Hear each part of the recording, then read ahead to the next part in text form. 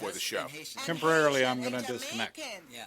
Those people are just black. because they were supporting me, and I was running as a Republican. Just because the immigrants, the African immigrants and the Haitian immigrants and Jamaican were supporting me, we had American-born black people that were angry with them and calling them names. They called them traitors. And so this is what I'm getting to here. You're listening to America's Web Radio on the AmericasBroadcastNetwork.com. Thank you for listening. Welcome back into the Doctor's Lounge. I'm your host, Dr. Hal, and every week myself and my co-host, Dr. Mike, come to you and bring you the best information available on healthcare so that we can prepare you and arm you to advocate for yourself and your family regarding your healthcare needs. The show is brought to you by the Docs for Patient Care Foundation, which is the only physician-led healthcare think tank in the country. Our website is at www.d4pcfoundation.org. That's d4pcfoundation.org. Go to the website, support the organization so that we can come to you every week and bring you this show and do all the other work that we do. No amount is too big or too small. So go to the website, take your time, spend some time on it. There's a tremendous amount of information that's there that will astound you and open your eyes into what's happening in healthcare. This show is brings you the information that doctors talk about in doctors' lounges all over the country. And today we are going to try to get our interview done without any glitches with our guest, Marty Makary, who was with us 2 weeks ago, and we had some technical difficulties. So we're going to do it again today. Dr.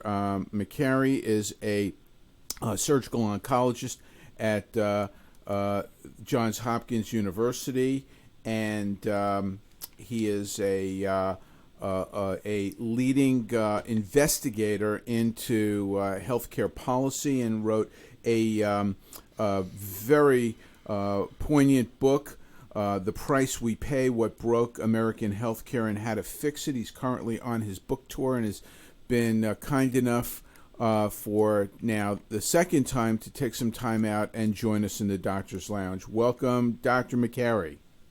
It's great to be with you, Hal. Okay, well, you can hear us today, correct?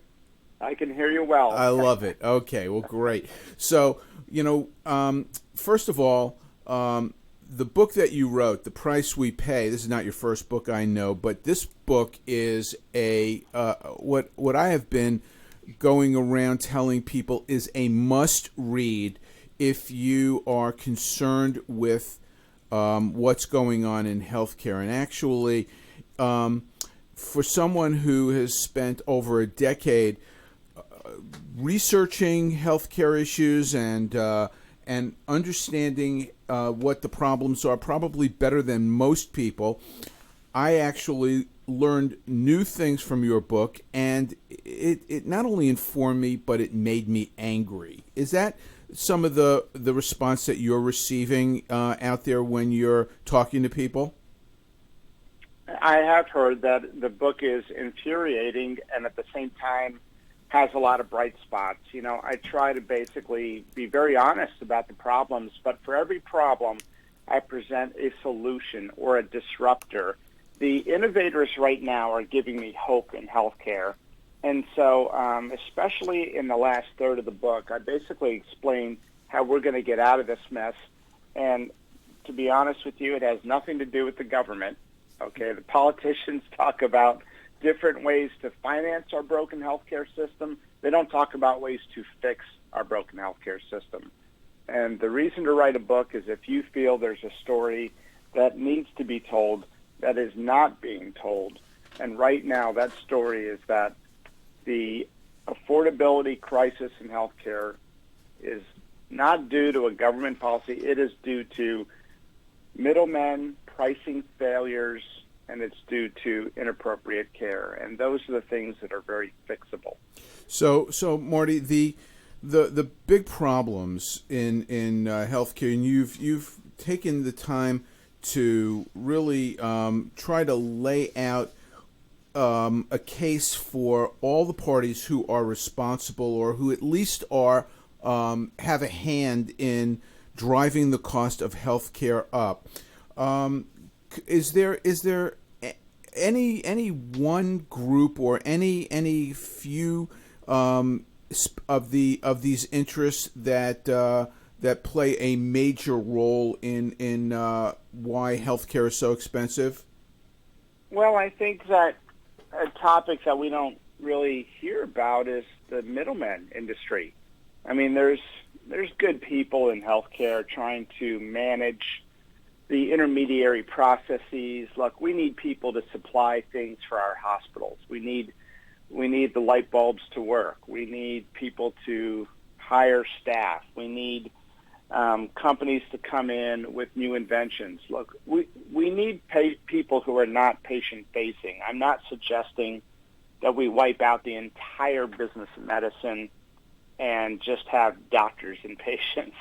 That would not work. But right now there's been this sprouting of an entire middle industry around repricing services and playing money games that just doesn't need to be there. And those are not my words, Hal. Those are the words of the people in the industry who tell me that. They tell me, look, I do this role, and my job probably doesn't need to exist if we had a real, honest healthcare system.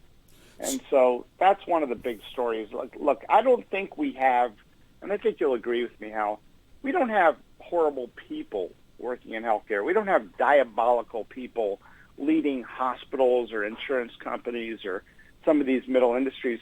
We just have good people working in a bad system. This crazy system that we've inherited, where hospitals and practices inflate prices to crazy numbers and then offer secret selective discounts depending on who's paying. That whole industry takes staff and people, and then there's a big fight that goes on after the bill is issued. And the back and forth fight is not only costly and requires a lot of staff that costs money, but it's exhausting. And people are sick of it right now, and I think people have a right to be upset. So I agree wholeheartedly with what you've just laid out, and I do think that there are certain industries or certain middle men in healthcare that we really can do with that. And I think that one of the most infuriating chapters in your book centered around the pharmacy benefit management companies. So I would like to spend the rest of this segment, and if we need to go into the next one, about that, because honestly, the PBMs, the pharmacy benefit management companies, are, in my opinion, not just my opinion, but I think that I share this opinion with many people, they are probably the biggest culprits in the area of why drugs cost so much money for people. So I'd love you to just take a few minutes and lay this out. Well, when you pick up a drug at the pharmacy counter, there is a middleman behind that counter, not the pharmacist, but behind the pharmacy. There is a middle layer which sprouted up in the last couple decades. They've never been around 20, 30 years ago. These middlemen don't exist in any other country. And what these middlemen did is they came up to employers and they said, hey, when you provide health care benefits for your employees, we're going to manage the drug part. We're going to bill you for the drugs your employees take, and we're going to make sure they're on they claimed that they would make sure their employees are on low-price medications, and they would take care of the co-pays and set the amounts that the patients had to pay.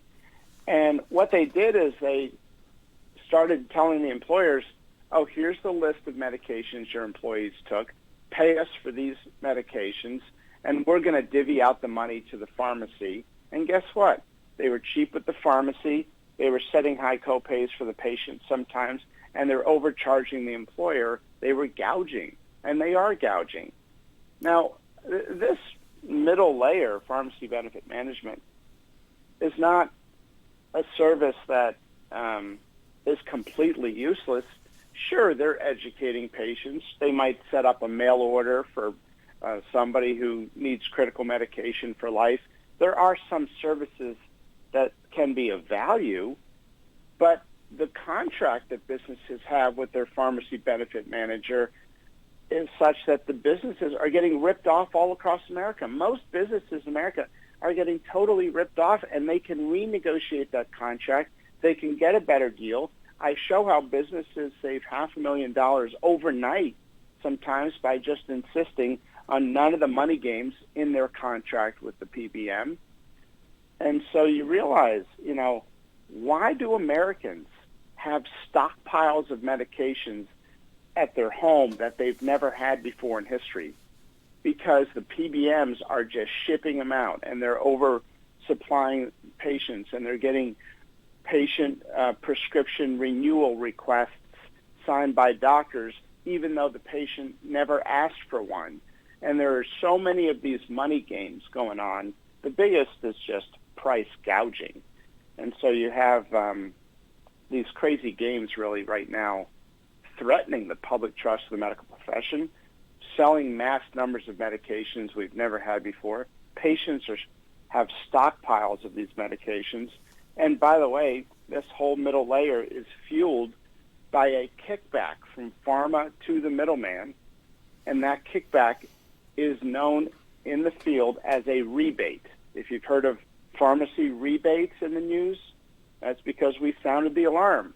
This kickback from pharma to the middleman that the middleman requires in order to list the drug in their formulary,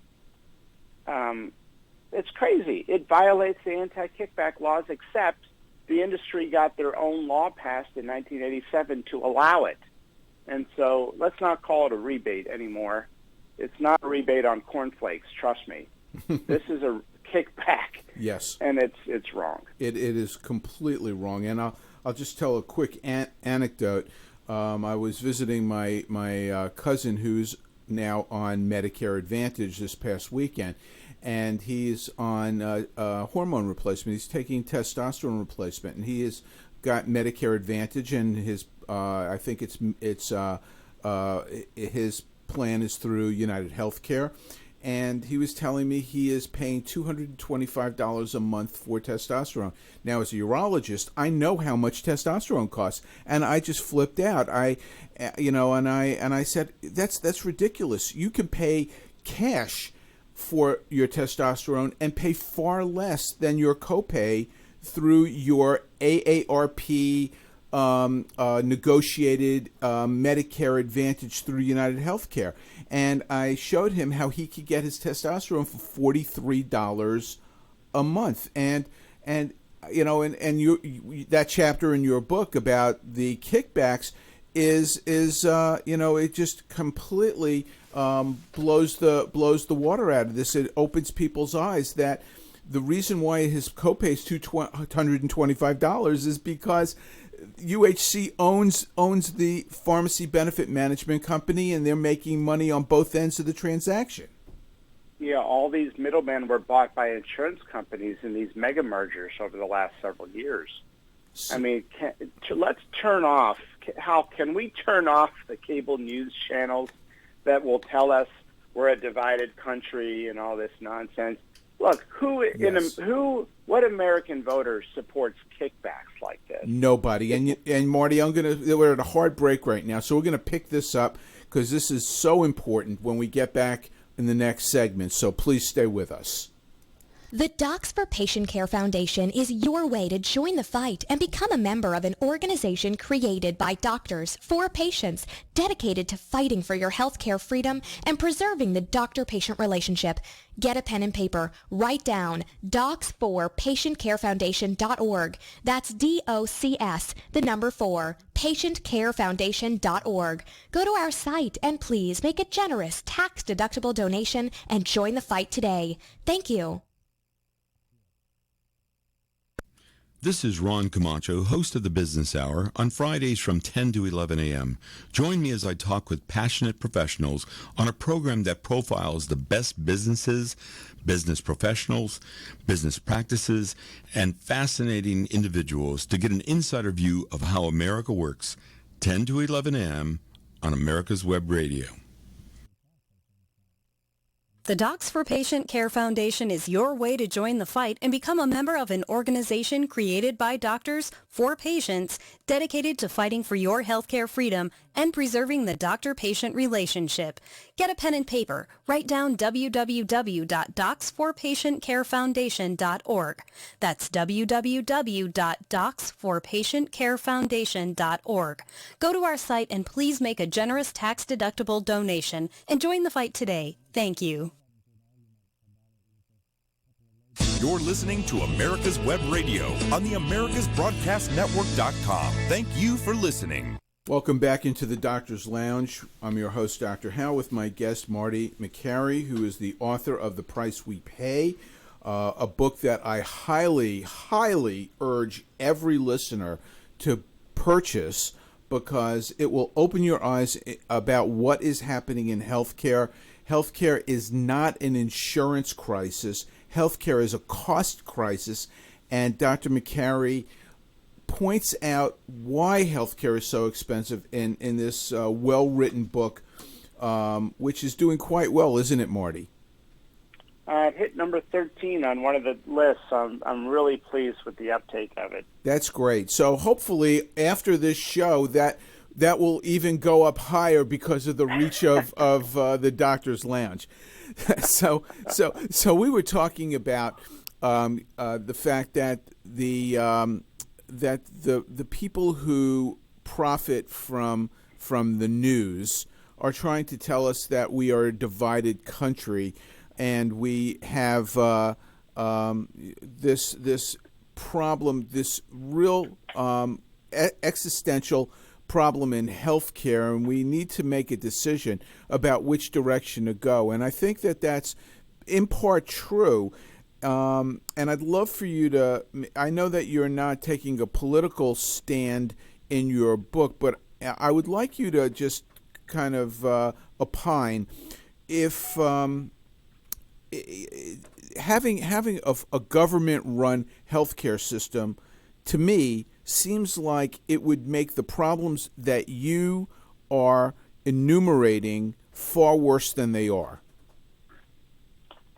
Well, I think, Hal, I live in the Washington, D.C. area, and it's hard to see the government do things well and efficiently. And a lot of times when the government creates these sort of entitlements, what it does is it enables a lot of bloating. Now, look, we all want everybody to have health care.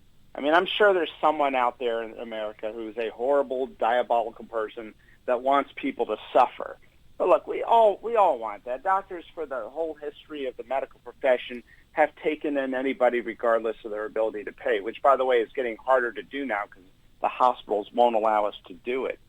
But let's look at all of our federal spending on health care. Do you know that 48% goes to health care? 48% of all of our federal spending goes to health care in its many hidden forms. People are spending their Social Security checks now on Medicare copays and deductibles and coinsurance. The current Medicare system is running on fumes. So what are we proposing we increase that to? 48% should go to what, 90%? Do we cancel all other national priorities and feed this giant bloated economy? I think the way we get to covering everybody is cut the waste. We already spend enough money to cover everybody in America. We just have to cut this waste. I mean, 30% of it is waste. And let's be very honest. You're right. I try to avoid the political issues because they're not really talking about the core issues of kickbacks and secret pricing and the stuff where I think there's broad consensus.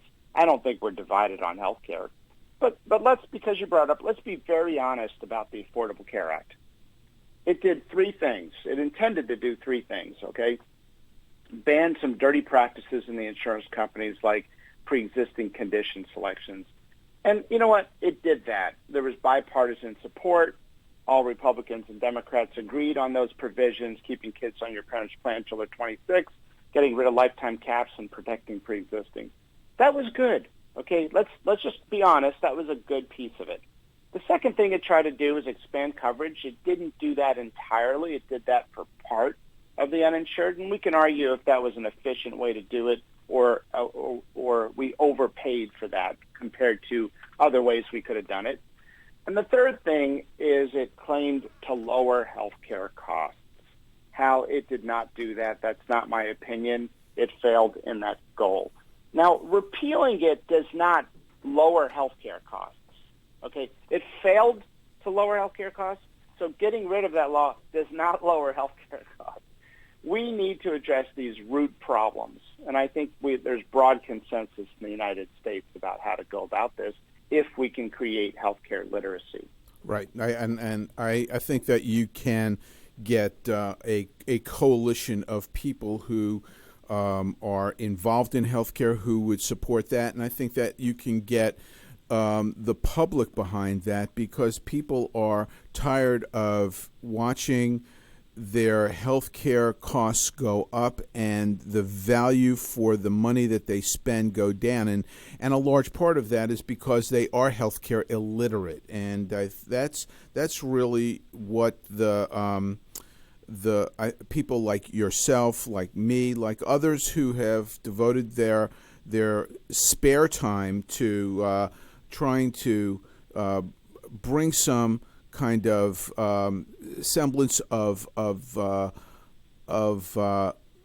guess normalcy to healthcare and make it into something that resembles anything else that we spend money on in America.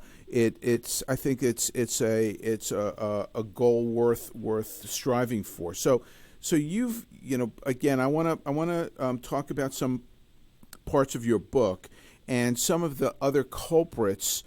People, and again, I don't mean to paint anything with a broad brush because, as you've said, there are good people, who are in a bad system. But there are some, in my opinion, some major culprits who are very powerful, who are willing to spend billions of dollars to protect their special interests: insurance companies, pharmaceutical companies, the hospital industry. And I want to focus next on the hospitals and how hospitals, which used to be hotels for sick people that doctors decided to put their patients in, how it has transformed into, in many communities, the largest employer with incredible power. And if you go around the country, the biggest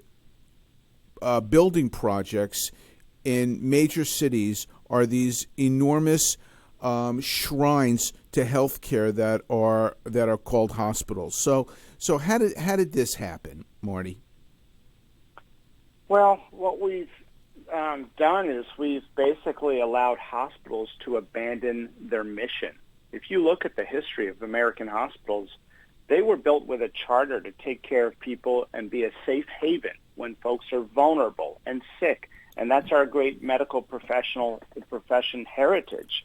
And I've got partners at work, Hal, who say in my surgery department, Marty, you're doing less surgery now than you used to do. What is all this stuff you're working on with hospitals and billing? Why are you doing this?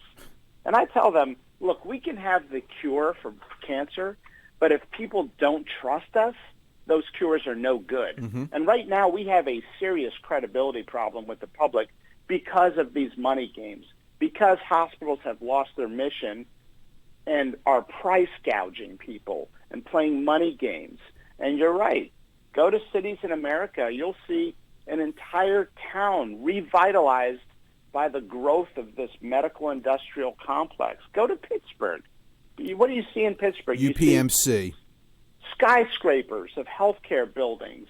In this post-industrial, post-steel town in my home state of Pennsylvania, an entire city revitalized on healthcare and the business of medicine. Is that something to be proud of as a country, that healthcare is our largest industry? I mean, what are we exporting? What are we producing? Right. So I mean, what? First of all, let's kind of set the table, and we'll when you're implicating hospitals, share a story, if you will, that's emblematic of where hospitals have lost their way. Well, I visited some folks around the country to hear about their interactions with the hospital, and what I found is that they have lost trust in their hospital as they've been price gouged, and they often don't tell their doctor because they're ashamed, or they respect the doctor so much they don't go to the doctor with the bill that they got, which is egregious. And when I take those bills back to the doctors and tell them the story of their patients and the hardship it's created, the doctors are outraged. They think it's wrong. They believe their hospitals have overcharged their patients, and they cannot believe what they're hearing when they find out their patients have been sued by the hospital and had their minimum wage paycheck garnished from a lawsuit for an overpriced, inflated bill that was never intended for individuals to pay. It was intended for insurance companies to get a discount off that top number. And so doctors are rising up right now, and they're saying the hospitals, in many cases, not all, many cases, hospitals have violated the public trust with these many money games. And I think doctors have a right to be upset. Steph was a waitress in New Mexico that I visited. She's the single mom of 3 kids. She makes too much money to qualify for Medicaid. I mean, it's good that she makes money. She's working hard. She's, has health insurance. She's done nothing wrong. And then she goes to the hospital, gets smacked with some gigantic bill for a little illness when she was pregnant 7 years ago, and the hospital is garnishing her paycheck now, and she takes a second waitressing job. I went to Steph's home, Hal, and I can tell you, Steph does not live like me and you and everyone else who's working in healthcare. Steph is like the 50% of Americans that have less than $400 of cash in savings. Okay? For many Americans, life is a struggle, and we forget about that. When hospitals were built mostly by churches, they had a duty to care for their community, not to take advantage of them at a time when they're vulnerable and gouge them. And Steph's story reminded me that we have to be proximate to the 50% of Americans who have less than $400 of cash on hand. I think that's well said, Marty, and I agree wholeheartedly. And that's something to sit on while we are in the break and think about, and we'll be back in the Doctor's Lounge in a moment. Stay with us. The Docs for Patient Care Foundation is your way to join the fight and become a member of an organization created by doctors for patients, dedicated to fighting for your healthcare freedom and preserving the doctor-patient relationship. Get a pen and paper. Write down www.docsforpatientcarefoundation.org. That's www.docsforpatientcarefoundation.org. Go to our site and please make a generous tax-deductible donation and join the fight today. Thank you. Whether cruising the strip in a 57 Chevy or taking the family on a vacation in a 71 Oldsmobile Vista Cruiser, you need to tune in to Classic Cars with Steve Ronaldo and Jim Weber every Saturday from 8 to 9 a.m. on americaswebradio.com. The Docs for Patient Care Foundation is your way to join the fight and become a member of an organization created by doctors for patients, dedicated to fighting for your healthcare freedom and preserving the doctor-patient relationship. Get a pen and paper. Write down docs4patientcarefoundation.org. That's DOCS, the number 4, patientcarefoundation.org. Go to our site and please make a generous tax-deductible donation and join the fight today. Thank you. You're listening to America's Web Radio on the AmericasBroadcastNetwork.com. Thank you for listening. You're back in the Doctor's Lounge with my guest, Marty Makary, the author of The Price We Pay, a fantastic book on the abuses in the healthcare system that are responsible for the high cost of healthcare and how we can fix this problem. I want to remind those of you who are Facebook subscribers that this show is being streamed live on our Facebook channel on America's Web Radio, and encourage you to continue to support that channel. And I want to remind everyone about the upcoming meeting in Orlando on November 14th and 15th. It's the Docs for Patient Care Direct Primary Care meeting. This is the 4th annual meeting, and there's no meeting like this in the country. If you are a physician and you're either in direct primary care already or are interested in transitioning your practice to that, or simply interested in what's going on, I strongly urge you to attend that meeting. So go to our website at www.pcfoundation.org, and you can get all the information about this meeting. Marty, I have been watching the CBS Morning News for the past week, and they have a segment on there about the high cost of healthcare and what's broken in healthcare. And I think they also have it in their evening news as well. I'd like to think that some of this was sparked by what you've written. But I think that there is a growing sense of concern that there is, and it's bubbling up, that there's a gigantic problem in healthcare that needs to be fixed. Are you getting the same sense as well? Yeah, I mean, people have reached a boiling point, and I've certainly been calling all these journalists and telling them, hey, let's talk about the real issue. As you said, Hal, we don't have a healthcare insurance crisis. We have a healthcare cost crisis, and we need to call things out. And we're basically, through all this work, through the book, through talking to folks, through talking to journalists and having them do stories, we're trying to create public accountability. Look, most hospitals try to do the right thing, but this crazy game that we've inherited needs public accountability.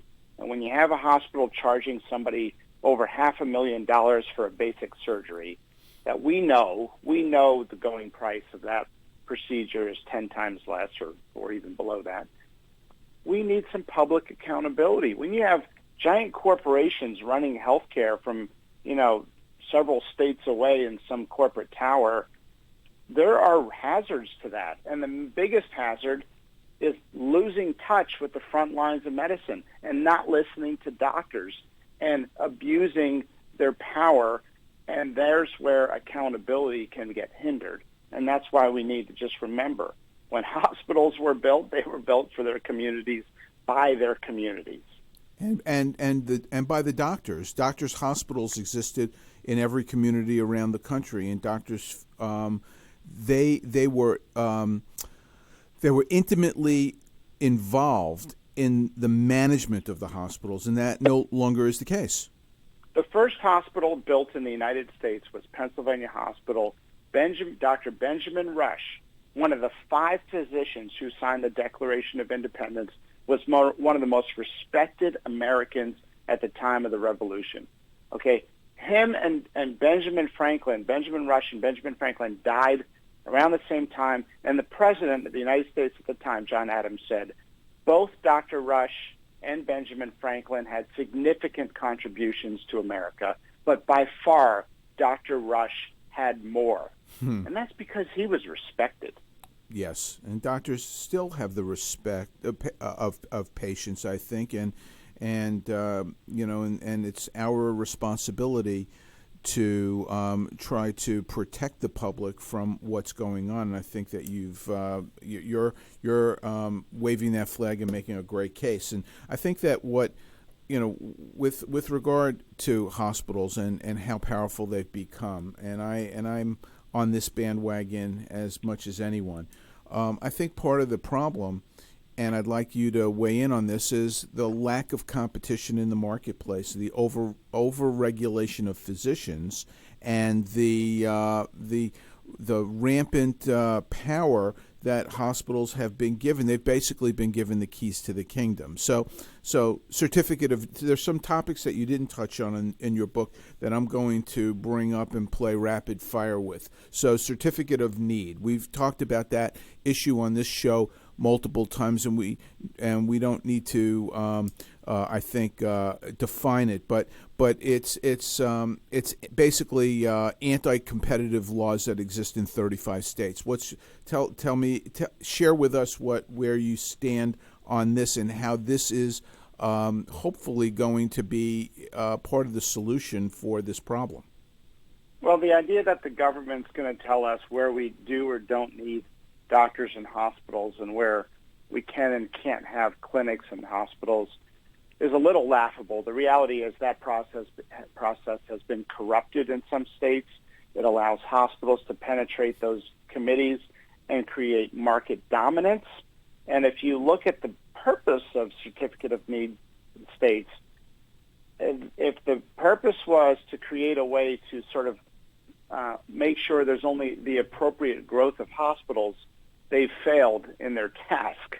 In the 1980s, there was a boom of hospitals that we probably didn't need, and yet the CON process had approved all of that. So very anti-competitive. And it also, and you have a whole chapter in your book devoted to this subject, which is transport and helicopters, and certificate of need process is directly responsible for the proliferation of that industry as well, if you care to elaborate. Well, you have people getting these helicopter lifts because a nurse or a doc or an EMT who's paid by the company to be their quote-unquote advisor dispatches the helicopter, and 80% of these rides could be done by ground transportation. And what you have are this business model of gouging. Most of these companies that own air ambulances are Wall Street and private equity companies. Their business model is gouging. They're sending people, by the way, Hal, bills for a helicopter ride that is the actual price of the helicopter, of the aircraft itself. You could buy the aircraft for the bill that they're sending you. You could fly to China and back on a Lear private jet 6 times for the bill that they're sending. They're gouging people at a time when they're vulnerable. And, it's all fed by this concept that they're going to show up wherever they want to show up. And this is why people must buy your book, The Price We Pay, because it's going to take a groundswell by the public who are fed up with all of these abuses in healthcare, because people can afford healthcare if it was priced correctly. And it's all of these add-ons that have really led to the escalation of healthcare costs in this country more than anything else. Yes, drugs, there are some expensive drugs, and those drugs are going to the pharmaceutical companies that develop them need to recoup their investment, but they shouldn't be marked up 2 or 3 or 4 or 10 times by middlemen or hospitals who are trying to shake patients down. And this is why this is a very, very timely book. Marty, another topic that you really didn't get into that I'd like you to weigh in on is the role of defensive medicine and malpractice in the high cost of health care. Yeah. And just to add to the last point there, Hal, good stuff is happening. We're on the brink of a revolution. Doctors are redesigning care from scratch, and I'm actually optimistic that we're going to be able to innovate our ways out of this, because doctors are still one of the most respected professionals in the world, and people value the innovation and input of their doctors, and I think doctors are standing up. By the way, the hospitals that we told please stop suing patients. This is wrong. You're violating the public trust. Some of those hospitals have overnight created a policy to stop suing patients. Well, congratulations. So we are appealing to the best in people. Thank you. I think that's a very valuable service that you have undertaken. I do think that doctors will lead the way, but they've got to be unimpeded. You've got to keep the special interests at bay, keep the government at bay, and let doctors who are really smart and really care, who are the only group that truly cares about patients, let them do what they devoted their lives to do and stay out of their way. Yeah, doctors are patient advocates by definition for as long as the profession has been around. And we represent those who are vulnerable. One of the favorite quotes that I cite in the book is a famous philosopher who once said, "Who else but physicians are best suited to be patient advocates as witnesses of birth and death?" We have a sense of the vision of human equality from our vantage point, and that's why I think you see doctors, no matter what their backgrounds are, they're united. We are united around advocating what's best for our patients. You know what? This is a tremendous segue into what I'd like to talk about, and I'm going to pull you back into the defense of medicine after we touch on this. But you point out about what doctors bear witness to and who they are. There was a tremendous article in the Wall Street Journal, which I suspect you read a few weeks ago, which was written by former dean of the University of Pennsylvania School of Medicine, about how medical education is veering off course, and they're losing their way, and being sidetracked and distracted by issues that really are not directly pertinent to taking care of patients. And do you think that is going to the new generation of doctors that we're seeing, they're going to feel the same way that you or I feel? Well, I'll tell you that the students I talk to around the country are sick of this archaic medical education system where they're squandering their bright creative minds in this world of rote memorization, sometimes around things they really don't need to memorize. And meanwhile, their sense of passion for the profession gets just watered down year after year. You can see that the sort of smile start to turn into this neutral face, and even at the end, burnout and entitlement. And we take the brightest, most creative, most athletic, the most amazing young people who have the greatest altruistic goals to serve others. Okay, that's why people go into medicine. And then we beat them down with this vocabulary, and we sort of brainwash them with this new language. Instead of calling something medical care gone wrong, we call it a preventable adverse event. Instead of talking about healthcare price, medical prices, we talk about healthcare costs. Let's use real words. Well, how about providers and covered lives? This is where it starts. That's so ridiculous.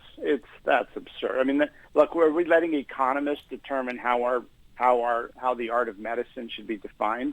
I mean, providers, that's an absurd term. And I try never to use it. And I never use it, and it really makes me angry, because I think that's where things have gone off the rails, when we let others co-opt our profession and tell us, how we should be doctors and how we should provide care. And we have one more segment. This has been a great discussion, so I hope that you'll stay with us in the Doctor's Lounge. The Docs for Patient Care Foundation is your way to join the fight and become a member of an organization created by doctors for patients, dedicated to fighting for your healthcare freedom and preserving the doctor-patient relationship.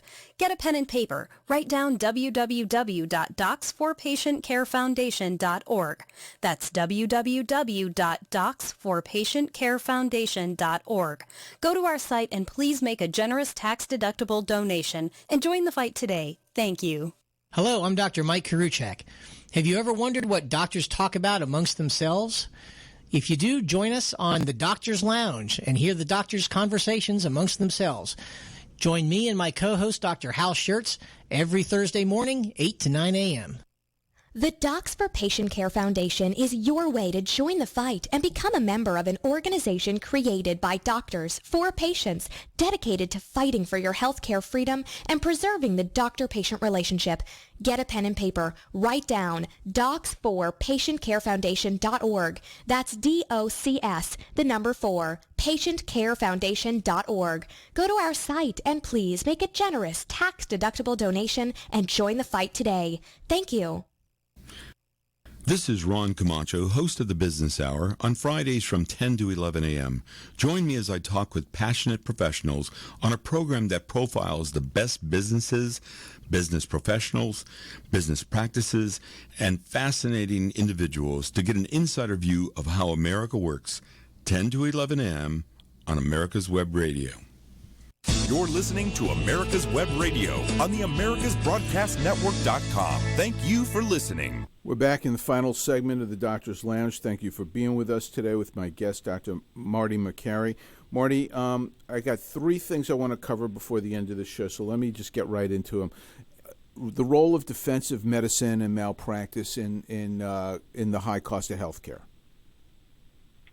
Well, look, we asked doctors in a national survey what percent of all medical care is unnecessary, and they said 21% on average. They broke it down.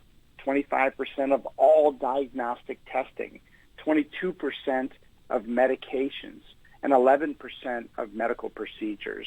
When we asked them, why is there so much unnecessary care, they cited, number one, a consumerist culture, people coming in demanding tests and demanding antibiotics for their kid with a viral infection. Right.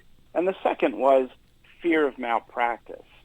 And I think there's 2 parts to this. Number one, we've got to address malpractice in these fields where malpractice is clobbering doctors, OB, neurosurgery, rural communities.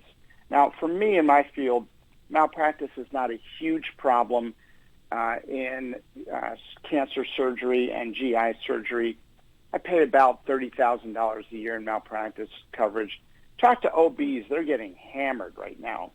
I'm going to stop you. Wait, hang on. $30,000 is just amazing, though. When you take it out of the bubble and look at this, you're talking about the people who have $400 in savings, and you're paying $30,000 in malpractice premiums annually. I mean, that in and of itself, if you just kind of parse that out, is really just astounding. Yeah, it's nothing to sneeze at, that's for sure. Yeah. But you look at these towns in America where there's no neurosurgeon or there's no OB anymore because of malpractice. That's a disgrace. The other thing is when we teach our students about malpractice, we got to teach them to be bold and do what's in the patient's interest and not let lawyers dictate what we can and can't do. I mean, how many times have we seen a resident or a young doctor order a completely unnecessary test, and they say, oh, it's because of the malpractice, and we think this is not one of those things where you have to get this done. Stand up, do what's in the patient's best interest. Don't let these fears get overblown and allow you to dominate what you do. And whether or not the patient sues you is more related to how honest and how well you communicate with the patient and how much they're content with your care than it is you missed something or you made a mistake. Patients can be very forgiving if we're honest and communicate clearly with them. So it does bother me to see people do unnecessary stuff and just blame it on malpractice fears. I tell them, look, be a doctor, do the right thing, and when that day comes, you'd be amazed how juries and judges and people are very forgiving and understanding to doctors if you communicate and document everything along the way. Okay. So, wellness industry, you pointed this out as one of the contributors to healthcare cost crisis, the boondoggle of wellness. Why don't you? This is there's you can't pick up a newspaper or go to the mall or basically watch TV without hearing something about wellness.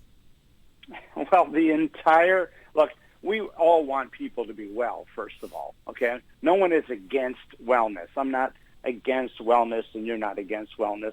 Look, we all want people to be well. But this wellness industry is this money-making empire that sprouted up with no science to support it. The little science out there to show its impact has found no benefit.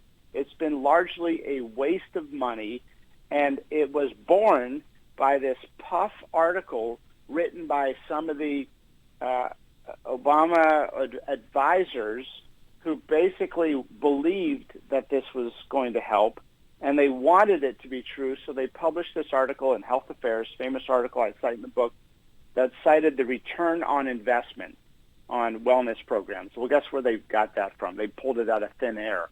And that entire article spurred this new legal requirement that employers have to do a wellness program. And this industry sprouted, coming in and bringing apples at lunchtime once a year and having a dog, show up for pet therapy at the office. And we're paying for this. I'm not sure whether or not to laugh or cry because we paid for it out of our wages and benefits pools.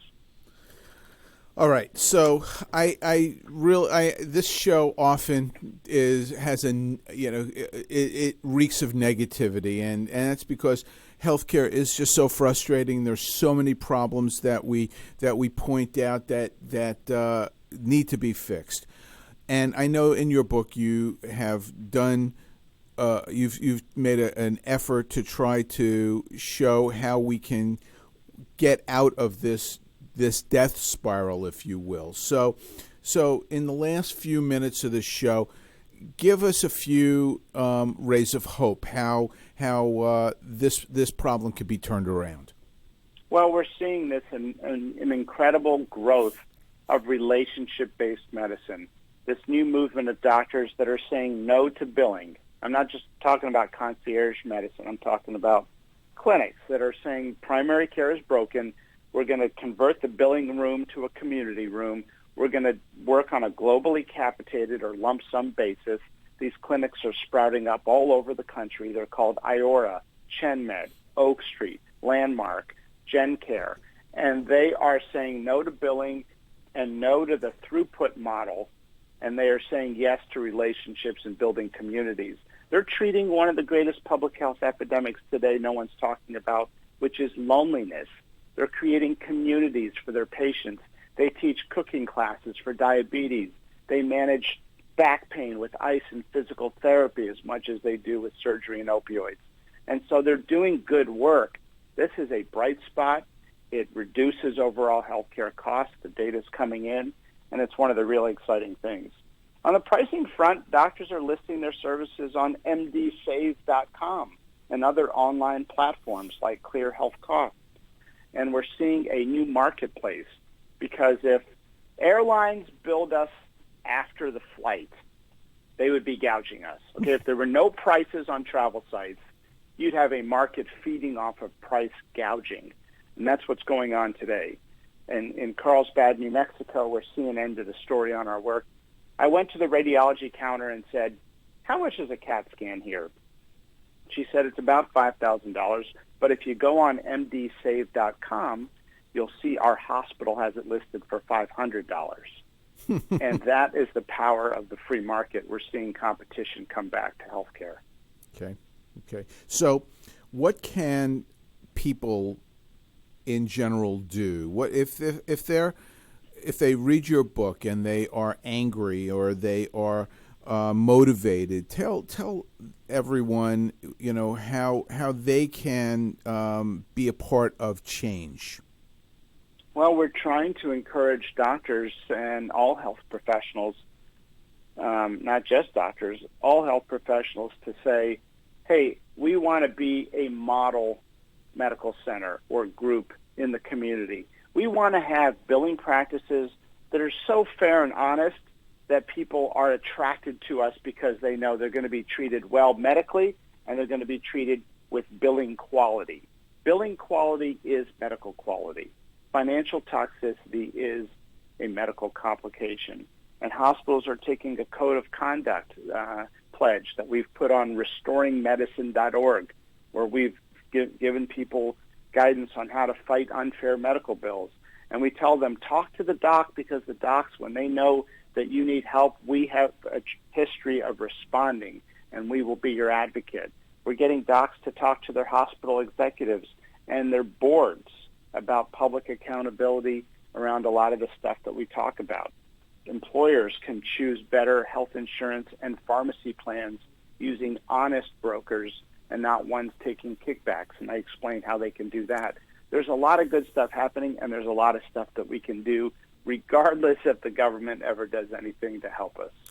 Do you think, and again, I don't really, I'm not trying to pin you down or make you take a side, but do you believe that there is hope for what you're advocating if Democrats get elected or if Republicans get elected? Do you think that this is political party agnostic? Well, I think the battle in front of all of us is not the right versus left problem. The problem is the swamp and the special interests of Washington, D.C. versus the American people. I think there's broad consensus. We can get rid of secrecy and secret pricing and kickbacks. The president signed the executive order. I know you and I have both had a voice in the Trump administration on this. Here is a great move by Secretary Azar and President Trump that got no media attention because it was not a partisan issue. He did what was right for the American people. He helped drive transparency around hospital pricing, not just the charge master prices, but the secret negotiated deals with insurance. He brought that to life. That is a great thing. It got no media attention because it's got bipartisan support. But good stuff is happening right now. And if we just talk about throwing good money after bad into a broken system, which is what I hear a lot about with these Democrat candidates, we're just going to be left with a massively dilapidated and bloated healthcare system. Well, I think I'm going to. We have like a couple of minutes left, and I just want to point out and get your comment about Senator Bernie Sanders, who just had stents put in the day before yesterday, and how in his system of Medicare for All, he very likely, if he were in the British system, would not have gotten those stents. I can... Go ahead. Yeah. I think, look, I've got to applaud, if we can come together more as a country, and let's be honest, I applaud the advocates for Medicare for All for trying to do what they believe is right for the best interests of the most number of people in America. That's a good goal. They've got a good heart. It's just financially the numbers don't work. It's not practical because we're spending 48% of all federal spending on healthcare. Just read my article in USA Today recently. Yeah. What are we proposing we take that to? 80, 90%? Yeah. And throwing good money after bad into a broken system is not how we get broader coverage. How about we cut the waste? Let's give transparency a chance. Let's cut the middlemen. Let's talk about inappropriate care. Exactly. So we're at the end of the show. Marty, Dr. Marty Makary, the author of The Price We Pay. Please get his book. Marty, thank you so much for being our guest today. The show worked today as compared to the last time we tried to do this, and I think everything went great. So I hope to have you on again at some point in the future. Great to be with you, Dr. Hal. Okay, thanks again, and come back next week with Dr. Mike on in the Doctor's Lounge. You're listening to America's Web Radio on the AmericasBroadcastNetwork.com.